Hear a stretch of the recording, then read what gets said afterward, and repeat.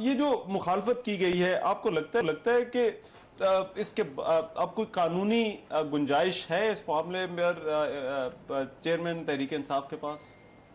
बिस्मिल्लाहिर्रहमानिर्रहीम। देखें, सारा कुछ आपने इंटरव्यू में बताया, फैक्ट तो आपने बता दिए। असल में तोशा खाना केस जो है ये बहुत सिंपल केस था। ये इसको 1 महीने या 2 महीने से ज़्यादा इसका ट्रायल नहीं होता, लेकिन अभी 7 महीने हो गए हैं। तो जो भी केस जो आप देखें, जो फैक्ट सामने है, जो केस जिसमें जान होती है उसमें PTI जो है वो कोशिश करती है कि मैक्सिमम डिले हो उस केस के अंदर। मतलब वो समझ जाते हैं ना। अब इनके आप देखें, इन्होंने उस जो जिस ट्रायल कोर्ट है, जिस जज, उन पे भी ये इतराज़ किया हुआ है कि आज आप हमारा आज नहीं बल्कि पहले जो तारीखें थी वो सिविल लाइन में अदालत लगी जिस दिन चार्ज फ्रेम हो। तो पहले तो ये चार्ज ही नहीं फ्रेम कर रहे थे। तो जिस दिन इमरान खान 8 मई को अरेस्ट हुए तो दूसरे दिन चार्ज फ्रेम हो, वरना ये चार्ज फ्रेम करना बहुत मुश्किल था। उनका चार्ज फ्रेम पे तो उनका सबसे बड़ा एतराज था दौरान गिरफ्तारी जो है वो हुआ। तो क्या दौरान गिरफ्तारी किसी पर चार्ज फ्रेम हो सकता है, इंडाइटमेंट हो सकती है? उस केस में तो गिरफ्तारी नहीं थी ना। अब इस तोशा खाना में तो नहीं थी ना। वो तो उनकी एक्यूज की अवेलेबिलिटी होती है कोर्ट के सामने कि आप जो है वो सामने आ गए। ख्याल है कि अगर उनको गिरफ्तारी तो वो डिनाई कर दिया उन्होंने, लेकिन फर्द जुर्म आयद होगी तो आयद हो गई, फर्द जुर्म आयद हो गई। फिर इन्होंने सबसे पहले मेंटेनेबिलिटी पे क्वेश्चन उठाया था कि ये मेंटेनेबल नहीं है, ठीक है। फिर ये हाई कोर्ट में आ गए। अब हाई कोर्ट में कल मतलब ये इतने खुश थे, मिठाइयाँ बांट रहे थे और उनको रिलीफ भी मिला है। उन्होंने कहा जी आप जो ट्रायल कोर्ट का ऑर्डर था वो सेटिस्फाइड किया कि आप इनको सुन के दोबारा जो है फैसला करें और 7 दिन के अंदर। अब असल बात यह है कि 7 दिन के अंदर फैसला नहीं चाहते। ये चाहते हैं कि जी थोड़ा सा इसके अंदर और अल्तवा हो, फिर कोई 1-2 दफ़ा वकील चेंज कर लेंगे या वकील मतलब बहस इस तरह की होगी। तो ये मतलब इनकी अत्तल इम्कानी कोशिश होगी कि केस थोड़ा सा जितना भी डिले कर सकते हैं करें। अच्छा, जबकि अदालत जो है, आप देखें ना, एक दूसरी तरफ जब आप मियां नवाज शरीफ की आपने बात की है, उनका जब नैब के अंदर ट्रायल हो रहा था तो यकीन करें आप सुबह 9 बजे आते थे, जज साहब कहते थे आप 10:30 बजे आ जाए, 10:30 बजे आते थे, कहते आप 2 बजे आ जाए, 8:45 बजे कोर्ट के अंदर मौजूद होना। इमरान खान तो आज दिन तक किसी कोर्ट में मुझे एक बता दें जिस कोर्ट में वो 9 बजे या 9:30 उनकी ऑप्शन पे मतलब आप उनको अदालतें, लेकिन उनकी अदालतें रिलीफ दे रही हैं और रिलीफ उनका अगर बनता हो तो अदालतों को देना चाहिए। अब इन्होंने यही ऑर्डर जाके सुप्रीम कोर्ट में चैलेंज कर दिया। तो इस तरह मतलब ये चाहते हैं। अहमद अवैस साहब, आपकी इस पर राय क्या है? क्या कार्रवाई वाकई इस मामले में चेयरमैन PTI जो है वो इस कार्रवाई को रुकवाना चाहते हैं और नहीं चाहते कि कार्रवाई इस मामले पर आगे बढ़े? मैं नहीं समझता कि ये ऐसी बात नहीं है। कार्रवाई तो देखें, ट्रायल है, ट्रायल की जो रिक्वायरमेंट है वो पूरी करनी पड़ती हैं और सो लॉन्ग एज ट्रायल चल रहा है तो फ्रेमिंग ऑफ चार्ज जो है ये कोई एक अचंबा बात नहीं है। जब भी क्रिमिनल ट्रायल होगा तो उसमें ट्रायल शुरू होने से पहले, एविडेंस रिकॉर्ड होने से पहले वो चार्ज फ्रेम किया जाता है और पूछा जाता है एक्यूज जो भी हो कि वेदर ही प्रूव्स गिल्टी और नॉट। और उसके बाद अगर वो कहेगा कि I do not prove guilty तो उसके बाद ट्रायल शुरू हो जाता है। ये एक नॉर्मल तरीका है क्रिमिनल ट्रायल का, जो कि आर्टिकल 10A के तहत अगर इसको सही चलाया जाए तो इसी तरह तरीका है, इसमें कोई ऐसी बात नहीं है। बाकी है कि ये इसके अंदर ये इससे बड़ी ये कुछ इरेगुलरिटी तो आप कह लीजिए इसमें, लेकिन कोई ऐसी बात जहां एम्बेजलमेंट की या मिसअप्रोप्रिएशन वाली कोई बात इस ट्रायल के अंदर नहीं है, तोशा खानी केस के अंदर। इससे ज्यादा अगर आपने देखें इसमें जो ये बाकी जो इसमें नवाज शरीफ और मरियम नवाज और दूसरों को जो तोहाइफ से जो लेके मिसअप्रोप्रिएशन इन्होंने जिस तरीके से उसको मिस यूज ऑफ अथॉरिटी किया हुआ है वो ग्लेरिंग किस्म के हैं, वो नाकाबिले माफी है, ग्लेरिंग है। और ये सिंगल आउट करके इमरान खान के लिए ट्रायल शुरू कर दिया और उनको छड़ा भी नहीं गया।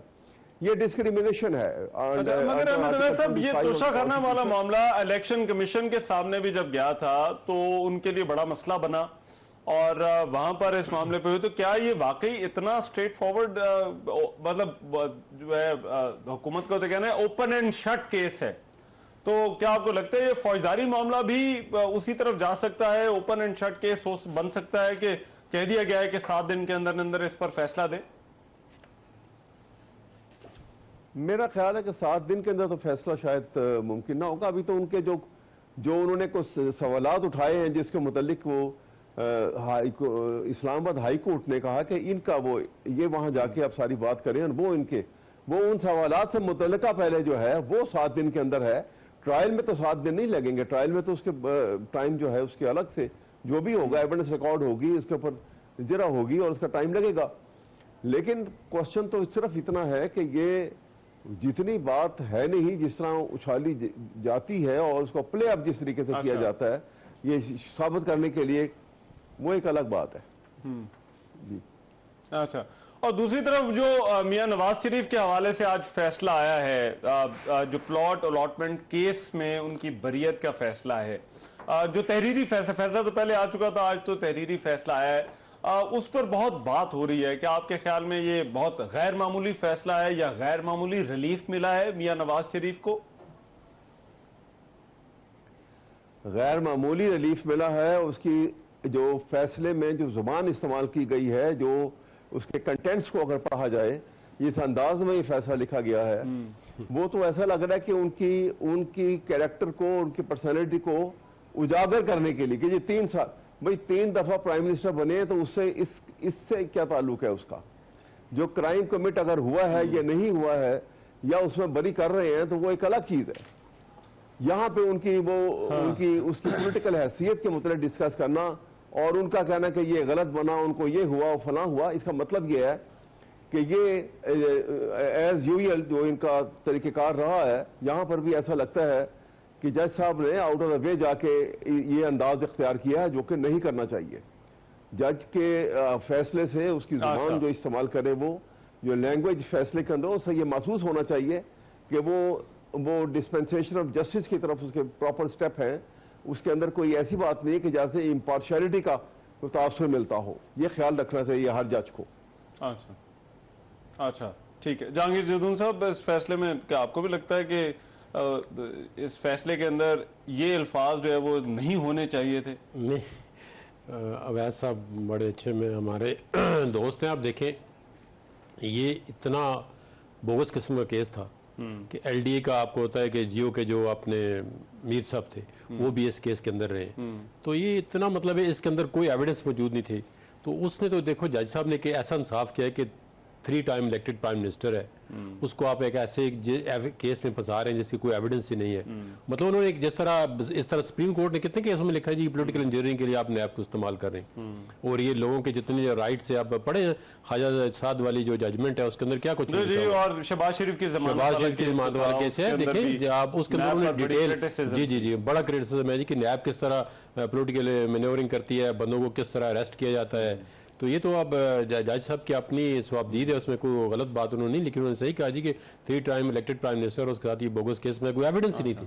लेकिन उन्होंने कहा गैर मामूली है कि वो अदालत के सामने भी नहीं गए, लेकिन इसके उन्होंने कहा उनका जो दे दिया गया प्रोक्लेमेशन थी वो भी गलत थी। देखें ना, एक बंदा बाहर जाता है, प्रोक्लेमेशन मतलब एक अवॉइड करता है, एक बंदा है ही बाहर है, मेडिकल ग्राउंड में इस्लाम अपना लोअर हाई कोर्ट उनको इजाजत दी हुई है और उन्होंने कहा था आप मेडिकल रिपोर्ट सबमिट करेंगे।